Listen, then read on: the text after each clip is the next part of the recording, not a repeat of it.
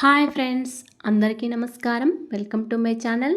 ఈరోజు మన ఛానల్లో మరొక కొత్త రెసిపీ వచ్చేసి సింపుల్ అండ్ టేస్టీగా ఉండే బీరకాయ ఎండు రొయ్యల కూరని ఏ విధంగా వండాలో చూద్దామండి. బీరకాయ ఎండు రొయ్యల కాంబినేషన్ చాలా టేస్టీగా ఉంటుందండి. ఉత్త బీరకాయ తినని వారు ఈ విధంగా ఎండు రొయ్యలు వేసుకొని వండుకొని తినేయచ్చు. చాలా టేస్టీగా ఉంటుంది.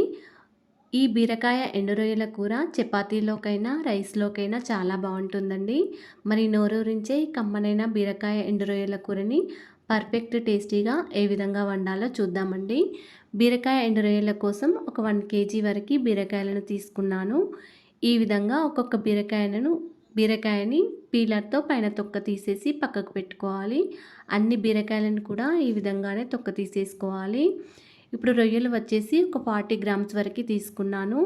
ఒక్కొక్క రొయ్యను తీసుకొని తలను అలాగే కాళ్ళు చేతులను తీసేయాలి. పోచల లాంటివి ఉంటవి కదండి, అవి తీసేసి పక్కకు పెట్టుకోవాలి. మీరు కావాలనుకుంటే ఎండు రొయ్యలు కొన్ని ఎక్కువైనా తీసుకోవచ్చు. బీరకాయలు వచ్చేసి ఈ విధంగా చిన్న చిన్న ముక్కలుగా కట్ చేసుకొని పెట్టుకోవాలి. అదేవిధంగా ఒక 4-5 పచ్చిమిర్చి, ఒక పెద్ద సైజు ఆనియన్ కట్ చేసుకొని పక్కకు పెట్టుకోవాలి.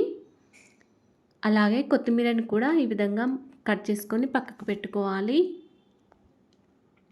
ఇప్పుడు ఎండు రొయ్యలను ఒక 2 టైమ్స్ 3 టైమ్స్ వాటర్తో కడుక్కొని దీనిలో ఒక స్పూన్ వరకు సాల్ట్ వేసుకోవాలి. ఈ విధంగా సాల్ట్ వేసిన తర్వాత రొయ్యల్లో సరిపడా వాటర్ వేసుకొని నానబెట్టుకొని ఉంచుకోవాలండి. దీనిలో ఏమైనా డస్ట్ లాంటిది ఉంటే పోతుంది. రొయ్యలలో ఉప్పు వేసి నానబెట్టడం వలన కొంచెం రొయ్యల స్మెల్ అనేది తక్కువగా ఉంటుందండి. ఇప్పుడు బీరకాయ ఎండు రొయ్యల కర్రీ కోసం ముందుగా స్టవ్ ఆన్ చేసుకొని ఒక కడాయి పెట్టుకోవాలి.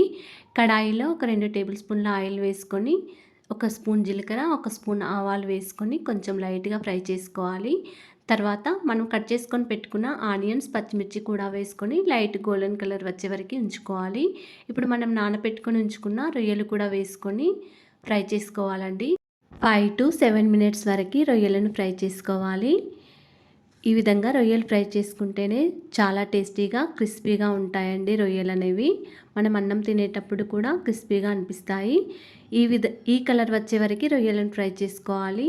తర్వాత ఒక 1 టీ స్పూన్ వరకు అల్లం వెల్లుల్లి పేస్ట్, 1/2 టీ స్పూన్ పసుపు వేసుకొని ఒకసారి బాగా కలుపుకోవాలి. ఇప్పుడు మనం కట్ చేసుకొని పెట్టుకున్న బీరకాయ ముక్కలు కూడా వేసుకొని కొన్ని ముక్కలు వేసుకొని ఒకసారి కలుపుకోవాలండి. మొత్తం ఒకేసారి కాకుండా ఫస్ట్ కొన్ని ముక్కలను వేసుకొని ఒకసారి బాగా కలుపుకోవాలి. మిగిలిన బీరకాయ ముక్కలను కూడా వేసుకొని మళ్ళీ ఒకసారి కలుపుకోవాలి. రొయ్యలు బీరకాయ ముక్కలు కలిసే విధంగా ఒకసారి బాగా కలుపుకోవాలి. ఈ విధంగా కలిపిన తర్వాత రుచికి సరిపడా సాల్ట్ వేసుకోవాలి. అదేవిధంగా ఒక 2 టీ స్పూన్ల కారం కూడా వేసుకోవాలి. మీ రుచికి తగినట్టు ఉప్పు, కారం వేసుకోండి. ఈ విధంగా ఉప్పు, కారం వేసిన తర్వాత మళ్ళీ ఒకసారి బాగా కలుపుకొని ఒక 5 మినిట్స్ వరకు మూత పెట్టుకొని ఉంచుకోండి. మళ్ళీ 5 మినిట్స్ తర్వాత మూత తీసి ఒకసారి బాగా కలుపుకొని మళ్ళీ ఒక 5 మినిట్స్ వరకు మూత పెట్టుకొని ఉంచుకోండి. అప్పుడు బీరకాయల్లో ముక్కల్లో వాటర్ కంటెంట్ అనేది వస్తుంది. ఈ విధంగా బీరకాయ ముక్కల్లో వాటర్ వచ్చే వరకు మూత పెట్టుకుంటూ ఉంచుకోండి. వాటర్ వచ్చిన తర్వాత కొత్తిమీర వేసుకొని మూత తీసేసే ఉంచండి. ఇప్పుడు స్టవ్ని హై ఫ్లేమ్లో పెట్టుకొని ఒకసారి బాగా కలుపుకుంటూ వాటర్ అనేది ఇంకిపోయే వరకు కలుపుకుంటూ ఉండాలండి. బీరకాయ ముక్కల్లో వాటర్ అనేది ఎక్కువగా ఉంటుంది. ఈ వాటర్ కంటెంట్ పోయే వరకు కలుపుకుంటూ స్టవ్ని హై ఫ్లేమ్లో పెట్టుకుంటూ ఉండండి. ఇప్పుడు ఒక టీ స్పూన్ వరకు ధనియాల పొడి వేసుకొని ఒకసారి బాగా కలుపుకోండి. ఇలా ధనియాల పొడి వేయడం వల్ల కూర అనేది చాలా టేస్టీగా ఉంటుంది. ఈ విధంగా బీరకాయ ముక్కలు చక్కగా ఉడికిపోయి వాటర్ మొత్తం పోయి ఇలా దగ్గరికి అయ్యే వరకు ఉంచుకొని అలాగే ఇలా ఆయిల్ కొంచెం పైకి తేలే వరకు కూడా ఉంచుకొని స్టవ్ ఆఫ్ చేసుకోండి. అంతేనండి, బీరకాయ ఎండు రొయ్యల కూర రెడీ అయిపోయింది. రొయ్యలను ఆయిల్లో ఫ్రై చేయడం వలన చాలా క్రిస్పీగా ఉంటాయండి మనం తినేటప్పుడు. ఈ కర్రీ అనేది చపాతీలోకైనా రైస్లోకైనా చాలా బాగుంటుంది. ఈ వీడియో కనుక నచ్చినట్లయితే ఒక లైక్ చేయండి ఫ్రెండ్స్. మా ఛానల్ని సబ్స్క్రైబ్ చేసుకోండి. థ్యాంక్స్ ఫర్ వాచింగ్ అండ్ ధన్యవాదములు.